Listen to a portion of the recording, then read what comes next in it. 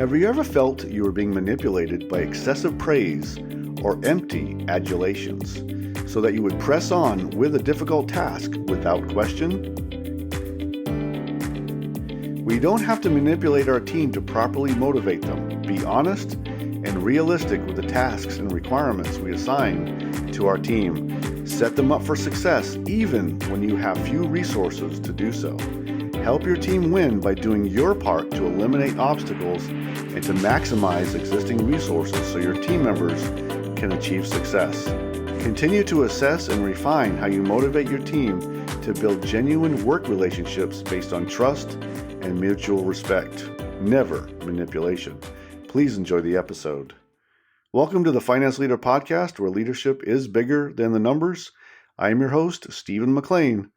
This is the podcast for developing leaders in finance and accounting. Please consider following me on Twitter, Facebook, Instagram, and LinkedIn. My usernames and the links are in this episode's show notes. And you can also follow Finance Leader Academy on LinkedIn. Thank you. This is episode number 132, and I will be talking about the impact of using positivity to manipulate your team, and I will highlight the following topics. Number 1, the weaponization of being too positive. Number 2, be more realistic in your leadership style. And 3, validate your team members' concerns, which can lead to better solutions. Baseball center fielder Aaron Judge said, "If your team is in the trenches, then you've got to be in the trenches with them." Harvard Business Review published an article last year by Mita Mallik titled, "Does Your Boss Practice Toxic Positivity?" It's an enlightening article about how unchecked optimism without any consideration of reality in the workplace can lead to manipulation, burnout, and frustration because leadership offers no solutions for obstacles. When we all know that obstacles are real in the workplace, whether it is a lack of resources or a lack of training, being short-staffed, or even unrealistic goals. I believe that leadership is a privilege. Not everyone understands that. Yes, we rise to roles that require leading others, but often there is a lack of knowledge on how to properly motivate our team without manipulating them. I recommend reading this article and applying its lessons. I'll leave a link to the article in the show notes to this episode. Last week in episode 131, Stay on Track for Long-Term Success, our first check-in for 2025, I conducted a check-in with everyone on how their goal setting and goal achievement was going so far in the new year. Are you on track, or do you need to make a few adjustments? This is a great time to update your plan and document your progress after 1 month in the new year. Now, we have to be careful not to misuse positive comments to manipulate our team and our organization. When we set unrealistic goals or expectations and we convince others to go along with that, it could be abuse. I talk often on this podcast about helping your team overcome obstacles. You have to set up your team for success. You need to provide the resources required to help them achieve team and organizational goals. There is a point where a lack of resources will result in failure, and extra effort will not overcome it.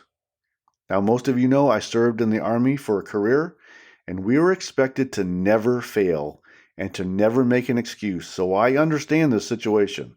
But the military is a different culture, and the mission is very, very unique.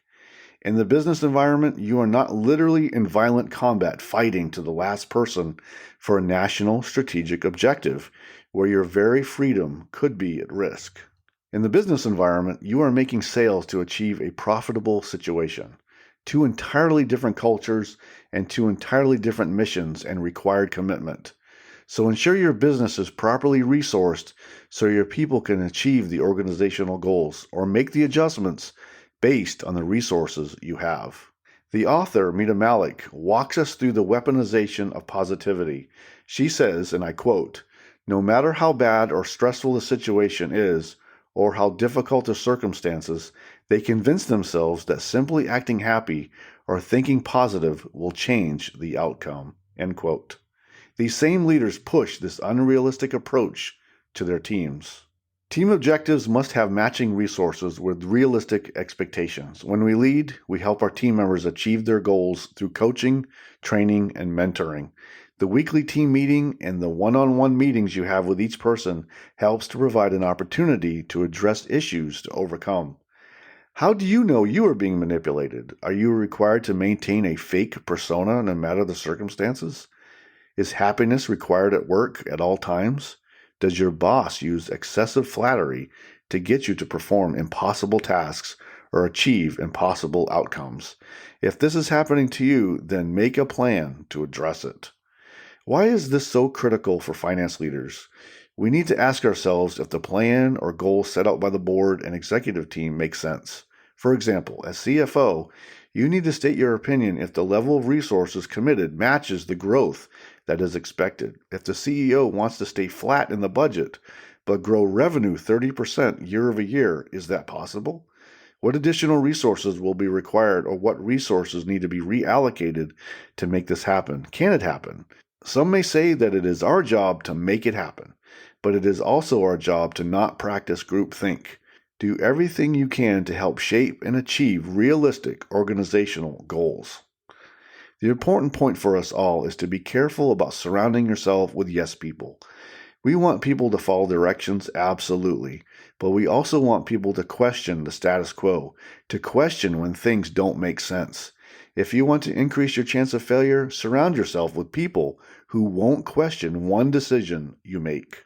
Leadership is hard, no matter what, because every day you are trying to maximize possibly limited resources in order to turn it into something amazing every day, even when the world wants to stop you at every turn.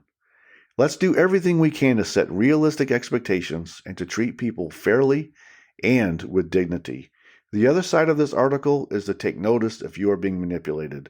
Most of this episode, I am concentrating on leaders doing the right thing, but this article can make you smart so you can notice for yourself if you are being manipulated to help you take action to alter the situation for yourself. Now let's talk about the impact of using positivity to manipulate your team. Number one, the weaponization of being too positive. I love optimism, but can optimism to the extreme be harmful? It sure can. When faced with crisis, we need leaders ready to find solutions, not just make everything sound wonderful.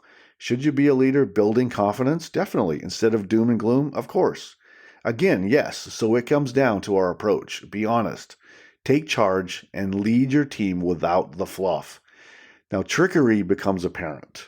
People are smart, so if you're consistently trying to trick them into something, they will figure it out. Just like I ask you to respect your team, you don't want to lose their respect. Your team wants to be valued and treated with respect. Flattery to get your way is a bad move. It's not leadership, it's manipulation. This is particularly true when it comes to resource gaps, when you are trying to trick your team into doing way more than their capacity. You have a duty to manage and then fix the gaps. Short-term, not great solutions can be exercised if you are honest and if you, as the leader, also assume some of that extra workload. Number two, be more realistic in your leadership style. Always start with yourself when faced with an organizational or team problem. Do you lead with integrity, honesty, and with trust built into your actions? We all face pressure to deliver fantastic results every month and to come up with a great idea. But what do you do when the results are not great, or if you are short-staffed, but with lots of work to complete?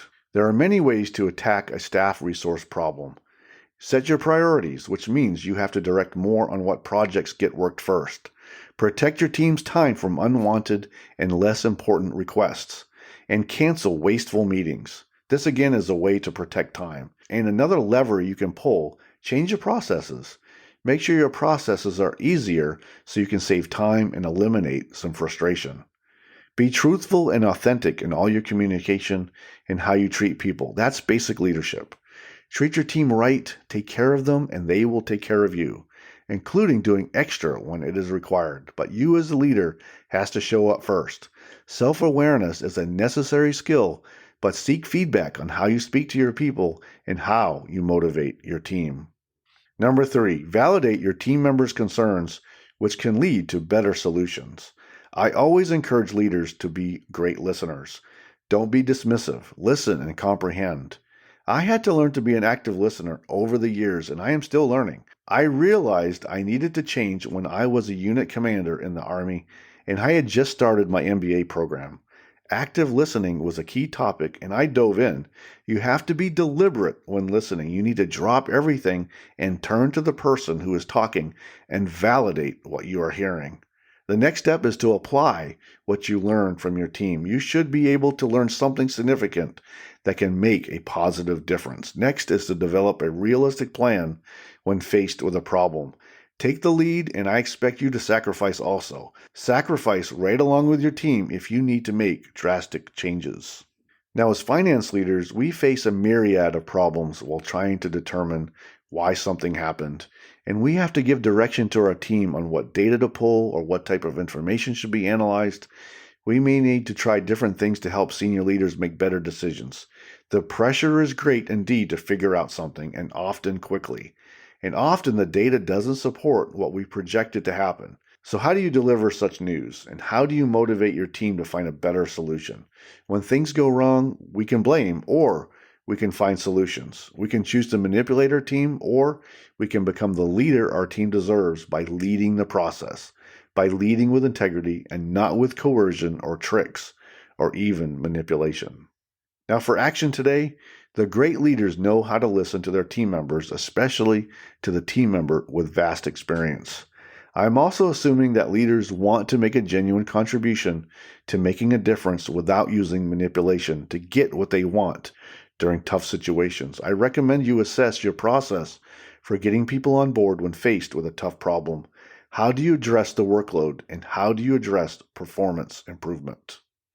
I was asked to speak at a finance leadership development program. It's a 3-week virtual training event to help you unlock critical skills so you can reach for higher roles in finance and accounting. It is called the Office of the CFO Bootcamp. Topics include the CFO mindset, strategic influence, change leadership, and executive presence and communication. You can find more information and how to sign up at financeleaderacademy.com. Select Bootcamp in the top menu. I will also drop a link in this episode's show notes. If you're listening to this episode later, there is a plan for additional workshops, so keep checking that link. Today, I talked about the impact of using positivity to manipulate your team, and I highlighted the following points. Number 1, the weaponization of being too positive. Number 2, be more realistic in your leadership style. And 3, validate your team members' concerns, which can lead to better solutions. I want to thank Mita Mallik and Harvard Business Review for publishing this article. It is so important to realize what we are saying to our team. We have to be aware of our words and our actions when it comes to leading our team. And if you use intentional manipulation to sway your team to work a certain way or to work harder instead of being honest, so please, let's find a better way to do it. And if you are an aspiring leader, developing realistic leadership is key to success for your team. As leaders, we have tools to help our team with workload and priorities. That's what leaders do. So let's help our team and lead from the front, as we say in the Army. Please read the article, and there is a link in the show notes. Great article. I recommend it for your development. I hope you enjoyed the Finance Leader Podcast. You can find this episode wherever you listen to podcasts. If this episode helped you today, please share it with a colleague. Until next time, you can check out more resources at financeleaderacademy.com and sign up for my weekly updates so you don't miss an episode of the podcast. And now, go lead your team, and I'll see you next time. Thank you.